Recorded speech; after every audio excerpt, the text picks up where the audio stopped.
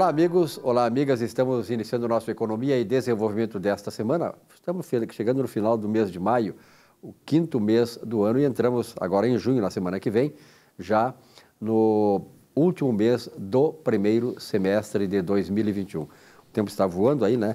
E as condições do país aí, da questão da pandemia, tomara que a gente consiga caminhar como estamos caminhando, devagarinho, até que ela possa sair do nosso horizonte. Evidentemente que, como todas as gripes, nós temos aí a H1N1, elas permanecem, né? Elas, de certa maneira, elas vão ficar se eternizando por aí, porque, afinal, as coisas são assim na vida, elas se renovam. E esse vírus, certamente, ele vai ainda dar muito trabalho, mas nós vamos ter mais condições e qualidade de vida para poder enfrentá-lo. Está aí a vacina também está se aperfeiçoando. É importante dizer que essa vacina não é ainda hoje totalmente garantida cientificamente para aqueles que usam a ciência da coisa, não. Nem a vacina tem a garantia. Eu, por exemplo, tomei a Coronavac e hoje se sabe que ela não chega a ter uma garantia de 50%, em torno de 50%, que foi puxada para poder passar na Anvisa. E ainda não está aprovada pela Organização Mundial da Saúde. Então, tem que ter um pé atrás sempre quando se vai falar e se vai dizer que não, a ciência domina. Não, a ciência não está respondendo ainda naquilo que devia na questão da pandemia. Bom, nós sempre começamos o programa aqui falando sobre momento empresarial, sobre o mundo empresarial, as atividades empresariais, enfim, que é a coisa mais importante, porque afinal de contas, né, sem empresa não temos renda, não temos emprego, não temos vida. E para conversar conosco neste momento empresarial, estamos aqui com o Juliano D'Agostinho. Juliano, prazer em tê-lo novamente aqui no programa. Prazer é todo meu aí. Participar num programa que é tão importante, vem trazendo tantos temas importantes, né, para o mundo empresarial e para a sociedade no geral, né? Muito bem. Aliás, esse é um espaço já que começa sempre o nosso programa com ele e é um espaço já consagrado aqui, né? Aí a partir do Salésio D'Agostinho, que é o nosso grande líder nesta área.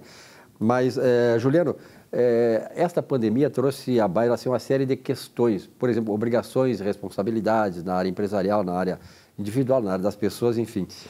Durante essa pandemia, o que temos a esclarecer para o nosso telespectador a respeito disso?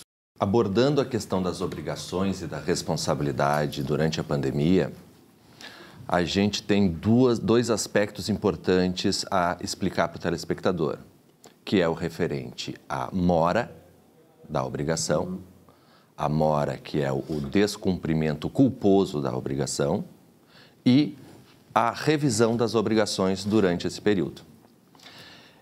Vige no nosso sistema jurídico a responsabilidade subjetiva, ou seja, tu precisas agir com culpa para teres a responsabilidade por eventual inadimplemento. Então, no que tange a mora, e ele como fato gerador dos juros moratórios, durante a pandemia, em a atividade econômica ter sido suspensa por decretos legislativos, o empresário, ele teve uma força maior que impediu a execução dessa obrigação. Ou seja, ele não incide em mora na medida em que a força maior, no caso do empresário que teve a sua atividade suspensa, ela ilide a responsabilidade pela obrigação. Não foi uma coisa deliberada dele. Exatamente. Então, ilide a responsabilidade pela mora, ilide a responsabilidade pelo descumprimento da obrigação na medida em que houve uma força maior que afligiu aquele empresário. Claro. Então, nesse sentido, juros moratórios em obrigações vencidas durante a pandemia, na ocasião, na oportunidade em que a atividade daquela parte foi suspensa, não são devidos, pela nossa lógica legislativa vigente dentro do Código Civil. Claro, a gente tem desde casa de shows e eventos, em que ainda a gente não tem uma expectativa, aonde essa pessoa teve um forte evento que o impediu. Uma restrição muito grande, uma restrição até muito pela grande. característica, né, o Juliano, do evento, que é de aglomeração, né? Sim, e justamente a questão da pandemia, o combate se deu exatamente em evitar, né, justamente a aglomeração. Uma empresa, por exemplo, e tu é sabedor muito bem disso, uma empresa ela tem condições de de dissolver muitas coisas, de ajustar aqui, ajustar ali. Agora, um evento é muito complicado, quer dizer, ele exige muito mais. E a tipicidade da questão do evento é exatamente o aglomerar. Justo. Então, nessas atividades, a gente vê uma restrição definitiva para o cumprimento das obrigações. Certeza, Enquanto a gente também teve atividades em que houve um implemento no mercado em favor dessas atividades, como no caso do delivery. Então, essa proporcionalidade, essa adequação do Instituto da aplicação da força maior, ela também é proporcional e em relação à atividade que foi desenvolvida. Então, veja bem, a gente tem aí ocasiões em que houveram aí empresas que ficaram refém das propostas.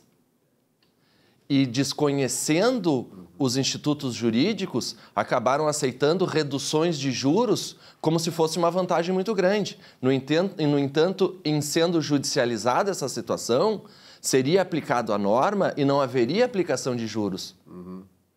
Então, tu vejas a carência que o empresariado acabou tendo durante a pandemia, porque ele careceu de um marco regulatório para cada atividade econômica em razão da pandemia. Então, tu ficas o quê? Tu ficas refém da negociação e institutos como bancários, instituições bancárias, instituições imobiliárias, elas têm advogados preparados para maximizar o lucro dessas instituições. Claro, claro. Então, quando vens essa proposta para o empresário de redução de valor, ele vê com bons olhos. No entanto, se ele tivesse um assessoramento profissional, ele poderia maximizar ele e a sua vantagem econômica conforme a aplicação dos princípios e das normas legais vigentes no país. E é por isso, né, Juliano, que é importante este espaço, porque, na verdade, assim, o que tu colocas aí é uma coisa assim que é pungente nesta questão da relação do mercado, das empresas, das instituições, com os governos em função da pandemia. Por exemplo, essa questão que tu coloca muito corretamente, né, enseja dizer o seguinte, que toda empresa ela precisa ter um corpo de consultores, seja na área de advocacia, seja na área da contabilidade, para que elas possam... Porque eu vejo muita relação numa empresa grande, sobretudo média para grande, nessa questão da atuação do advogado com o contador. Quer dizer, eles são um esteio assim, de uma empresa sadia, que vê o lado das suas obrigações, das suas responsabilidades, sem mais nem menos, sem exageros, né, e sem perdas. Quer dizer, é necessário que eles sigam o rumo certo que o advogado tem essa missão de fazer, né, claro, do ponto de vista jurídico, e o contador, o técnico de contabilidade, que tu também é técnico de contabilidade, sim, tem na sua avaliação da questão patrimonial da empresa. Justo. Por outro lado, além então da questão do cumprimento das obrigações vencidas durante a pandemia, nós temos também o aspecto da fixação, da revisão das obrigações para o futuro. Então, é importante que a empresa marque ela uma regra de proporcionalidade durante a pandemia, vinculado ao limite de ocupação e horário de funcionamento determinado pelo decreto. Então, é muito importante que haja a adequação dos contratos, de locação principalmente, mas, enfim, de um modo geral, para que a incidência da cobrança se dê de forma proporcional à capacidade contributiva ocorrida em razão da força maior, em razão do decreto. Porque isso não sendo fixado em contrato, a legislação brasileira vigente, ela prevê a autorização que, em juízo, isso possa ser revisto. Nós temos hoje um sistema jurídico em que a propriedade e as relações, elas devem obedecer o princípio da função social. E hoje a empresa, ela é um ente social, na medida em que a ela foi passado muitas responsabilidades sociais. Isso, inclusive, a função social da empresa é uma coisa constitucional, está na Constituição, né? Justo, justo. Então, como a empresa, ela é um cabidal de emprego, ela tem que ser protegida, ela tem que ser incentivada. E, nesse sentido, a justiça e o arcabouço jurídico, ele trabalha nesse sentido também. Daí a importância de que não havendo o acerto contratual entre partes com base nos elementos de proporcionalidade, razoabilidade e função social das relações, tu pode se socorrer na justiça. Com certeza. Uma dificuldade que há o que a empresa e o empresário, ele não vê com bons olhos a busca do judiciário, porque ali há uma caixa de Pandora na medida em que tu não sabe o que o juiz vai decidir.